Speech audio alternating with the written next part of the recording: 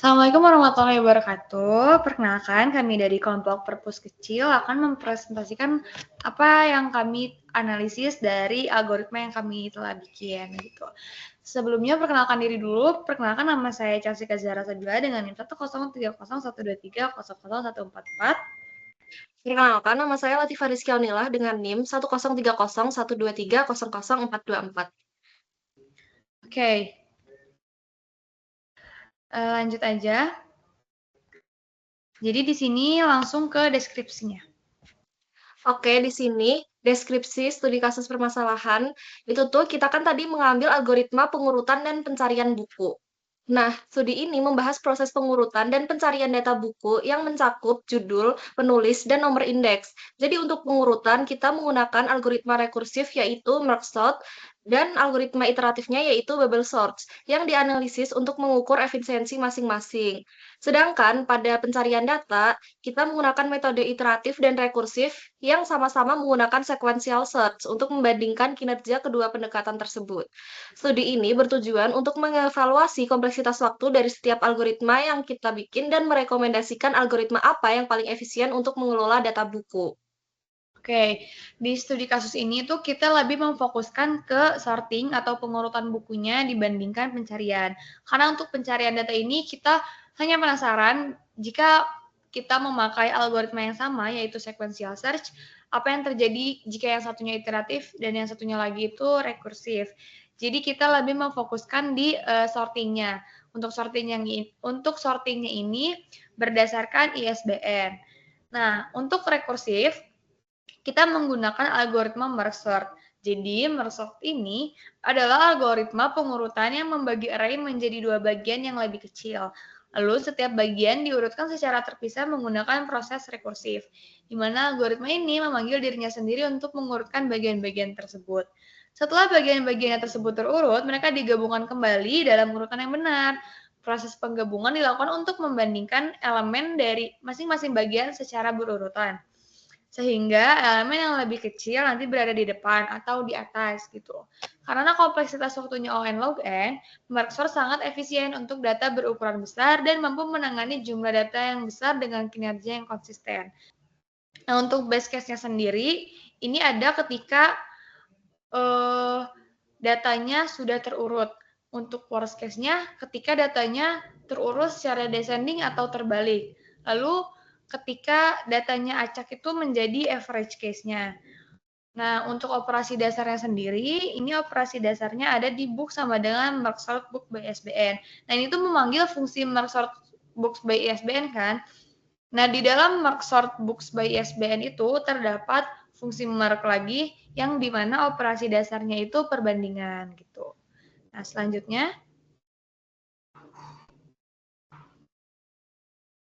Kemudian kita yang membandingkan yang satunya itu pakai bubble sort untuk yang iteratif. Nah, bubble sort itu adalah algoritma pengurutan yang sederhana di mana elemen-elemen dalam array dibandingkan secara berpasangan. Jika elemen yang lebih besar ditemukan sebelum elemen yang lebih kecil, keduanya akan ditukar posisinya. Proses ini diulang terus-menerus hingga nggak ada elemen yang perlu ditukar lagi. Jadi, nandain kalau array-nya itu tuh udah terurut. Karena kompleksitas waktunya tuh O(n kuadrat, bubble sort tuh nggak efisien untuk data yang besar karena waktu eksekusinya meningkat secara signifikan seiring bertambahnya jumlah elemen.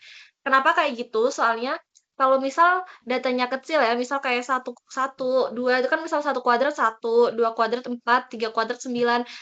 Nah kalau misal datanya tuh udah gede kayak misal 100 kuadrat, 1000 kuadrat itu kan dia bakal gede banget ya. Makanya dia tuh cuma efisien di O(n kuadrat. Cuma efisien di data yang kecil karena dia tuh O(n kuadrat. Terus untuk di algoritma yang kita bikin ini, operasi dasarnya itu ada di operasi yang paling dalam, yaitu operasi perbandingan. Nah, untuk base case-nya itu tuh kalau misal datanya terurut dari kecil ke besar, jadi dia tuh udah urut gitu. Terus untuk worst case-nya itu kalau misal datanya terurut terbalik, jadi dia tuh misal dari besar ke kecil atau descending, jadi harus ditukar satu-satu. Terus kalau misal average case-nya dia tuh kalau misal datanya teracak gitu. Ya, oke. Selanjutnya ini pencarian data. Nah, pencarian data ini mencari berdasarkan judul buku yang ada pada data yang kita inputkan. Yang pertama, kita memakai linear search atau sequential search, tapi rekursif gitu.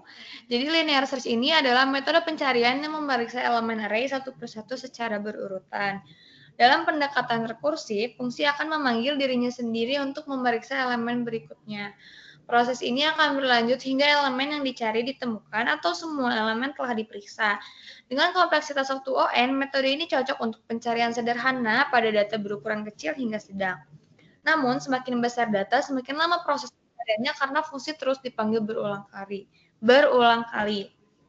Nah, kenapa yang rekursif ini bagusnya hanya untuk data berukuran kecil hingga sedang? Karena di kompleksitas waktunya itu hanya karena kompleksitas waktunya aja tuh udah ON gitu. Jadi semakin besar datanya ya semakin lama juga gitu dia nyarinya. Apalagi dia dilakukan secara rekursif. Dia harus memanggil fungsinya terus-menerus baru dia melakukan pencariannya gitu. Jadi untuk pencarian ini lebih efisien ketika dia memakai iteratif aja gitu ya. Selanjutnya yang iteratif.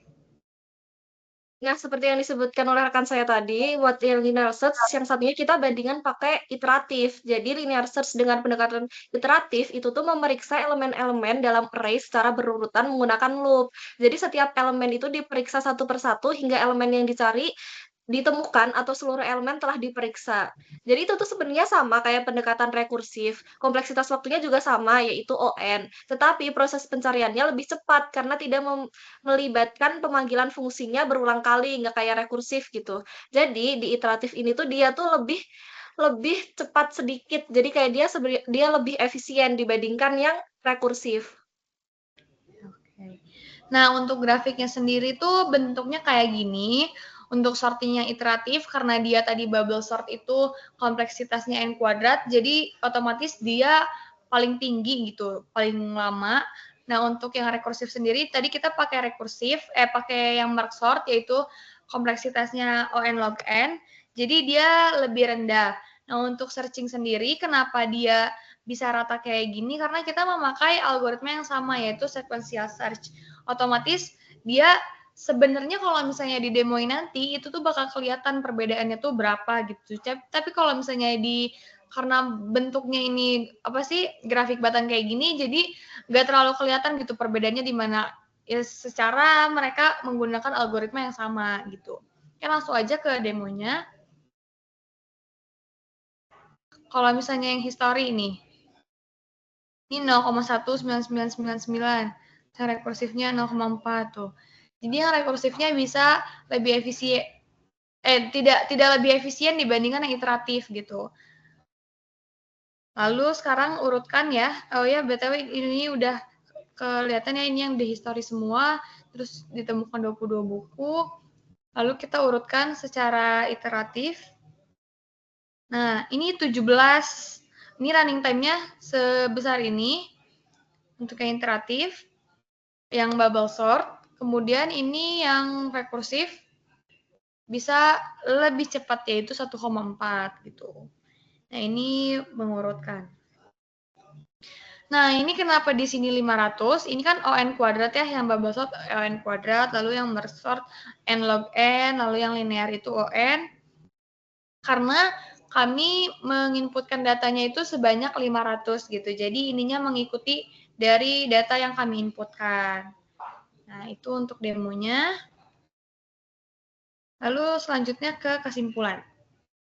Oke, next ke kesimpulan. Jadi kesimpulan untuk pengurutan data itu tuh merge sort lebih efisien untuk data besar dengan kompleksitas ON log n dibandingkan bubble sort yang memiliki kompleksitas ON kuadrat. Seperti yang udah kita jelaskan tadi, jadi kenapa merge sort tuh lebih efisien? Karena emang dari kompleksitasnya aja udah kayak n log n sama n kuadrat.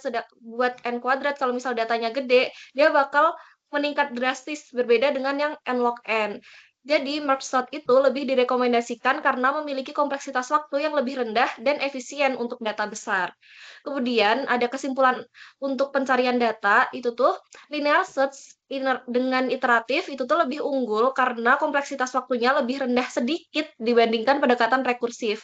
linear search baik secara rekursif maupun iteratif itu tuh sebenarnya nggak efisien untuk data berukuran besar karena kompleksitas waktunya sama-sama big O(n). Karena kalau misal udah dari O(n) aja tadi tuh, kalau misal datanya semakin besar ya otomatis dia juga semakin besar gitu. Terus jadi, waktu eksekusinya tuh bertambah secara linear seiring dengan bertambahnya ukuran data. Namun untuk pencarian yang lebih direkomendasiin, itu berarti ada di linear search dengan iteratif karena tidak melibatkan pemanggilan fungsi yang berulang, yang membuat proses pencarian sedikit lebih cepat. Itu untuk kesimpulan, terus kemudian untuk link GitHub kita udah lampirin juga ada di dokumen, terus referensi kita juga udah lampirin juga, terus untuk poster ini kita juga udah bikin dan itu ada kita lampirkan juga ada di dokumen. Ya. Sekian presentasi analisis kompleksitas algoritma pengurutan dan pencarian buku dari kami. Terima kasih atas perhatiannya. Assalamualaikum warahmatullahi wabarakatuh.